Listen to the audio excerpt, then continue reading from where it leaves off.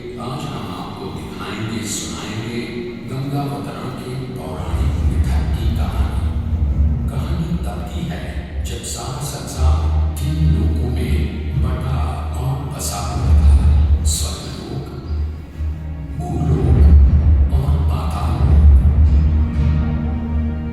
उसी सतयुग में इक्ष्वाकु कुल के सूर्यवंशी राजा सगर ने सारे संसार को जीतने के लिए एक अश्वमेध यज्ञ का संकल्प किया।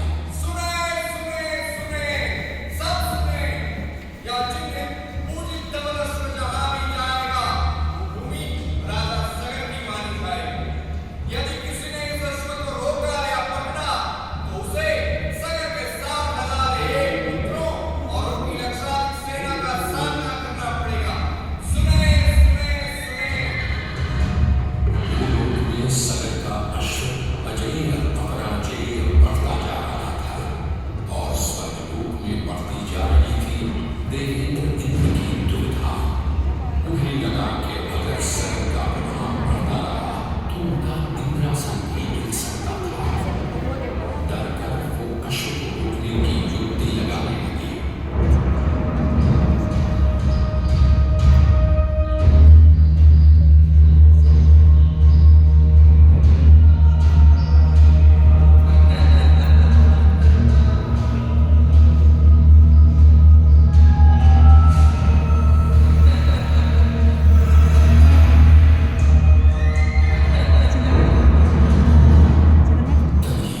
घोड़े की रक्षा को निकले 7,000 सगर पुत्र वहां आ पहुंचे। ऋषि कपिल के पास घोड़े को बंधा देख सगर पुत्रों ने ऋषि को घेर लिया।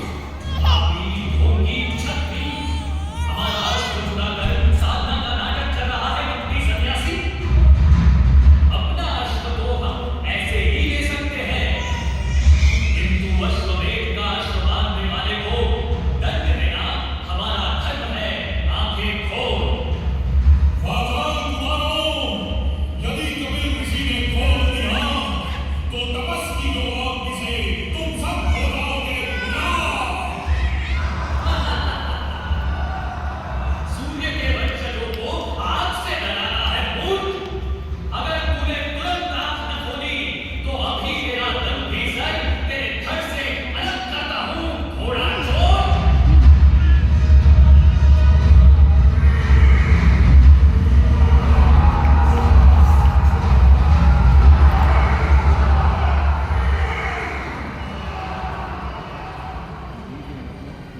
उधर सगर चिंतित थे।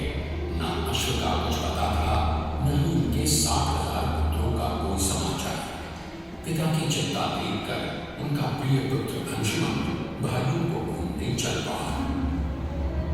कपिल ऋषि ने आंख खोली तो सामने राजकुमार अंशुमन था। अंतर्यामी ऋषि सब समझ गए। उनसे सच जानकर अंशुमन टूट गया। अपने भाइयों की ओर से मैं आपसे क्षमा मांगता हूँ, किंतु आपको ही उन्हें वापस जीवन दान देना होगा। मृतकों को जीवन नहीं, तर्पण की होती है आवश्यकता। मृत्यु का इलाज कोई नहीं कर सकता, किंतु मेरे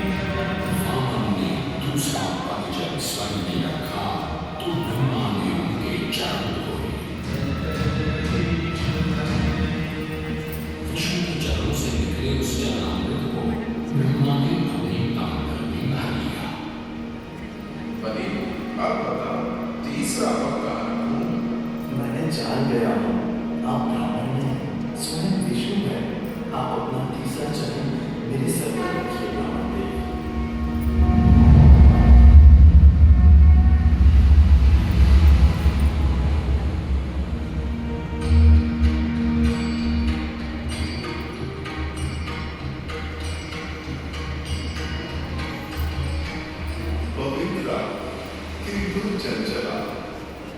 आज से तू मेरी पुत्री और नाम तेरा गंगा।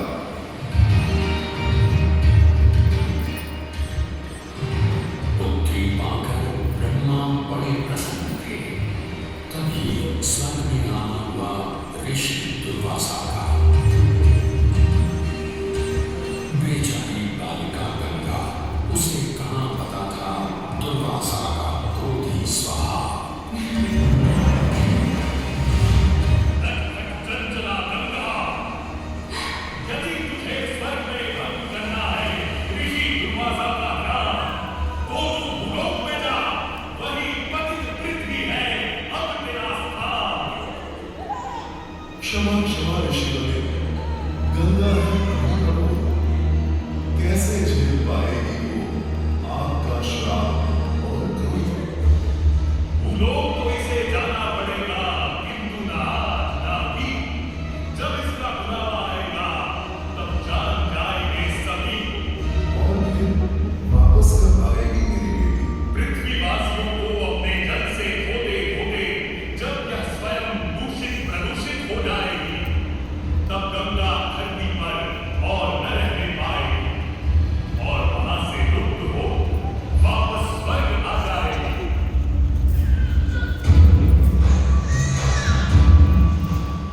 अंशुमन को अपने भाइयों के तर्पण के लिए गंगा को लाने का बहुत मन था, किंतु किसी को राजधर्म भी तो निभाना और राज भी चलाना था। देखते देखते 7 पीढ़ियां गुजर गया, पर 7 पुष्पों के बाद राजकुमार भगीरथ ने राजा बनने से साफ इनकार कर दिया। क्षमा कीजिए, क्या आवश्यक है कि राजा का बेटा भी राज संभाले?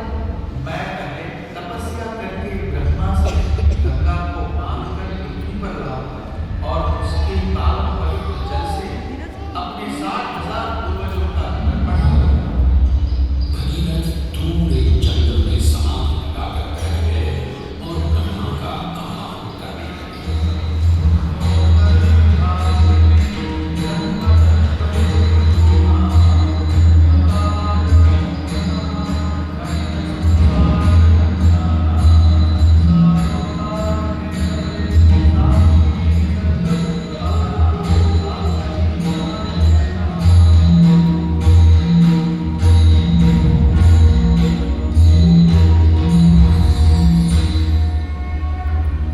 पुत्र भगीरथ, हम तुम्हारे तप से प्रसन्न हैं। बताओ, क्या आशीर्वाद चाहिए? भगवान, मेरे पूर्वजों के तर्पण के लिए मुझे आपकी बेटी गंगा चाहिए। ब्रह्मा समझ गए कि गंगा के पृथ्वी पर जाने और धरतीवासियों का कल्याण करने का समय आ चुका है, पर उन्होंने एक चेतावनी दी और कहा कि यदि गंगा स्वर्ग से सीधे धरती पर गिरी तो सारी धरती ही नष्ट हो जाएगी और पृथ्वी को चीरते हुए गंगा सीधे पाताल में पहुंच जाएगी। इसलिए उन्होंने भगीरथ को सुझाव दिया कि वो भगवान शिव शंकर को मनाए, ताकि जब गंगा स्वर्ग से नीचे उतरे तो वो उसके तेल को अपनी जटा में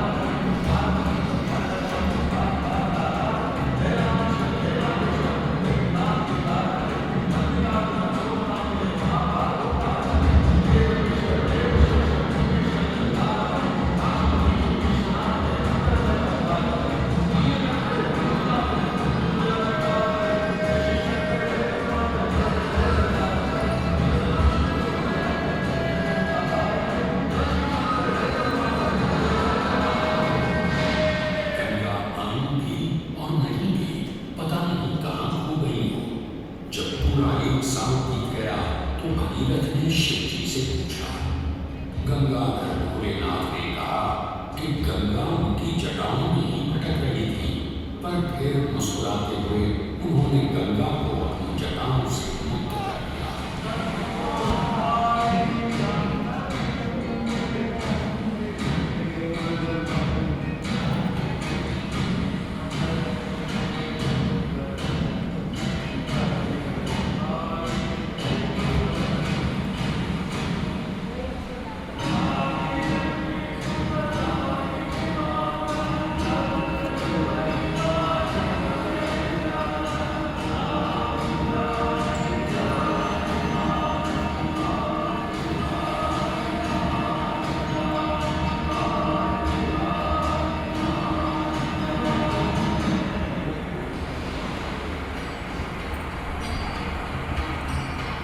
गंगा ने भगीरथ के साथ गंगा सागर जाकर सगर के पुत्रों का उद्धार किया और साथ वो भारत की सबसे महत्वपूर्ण नदी बन गई, जिसका भारत के जीवन में धार्मिक, आर्थिक, सामाजिक, ऐतिहासिक परिणाम अनंत है।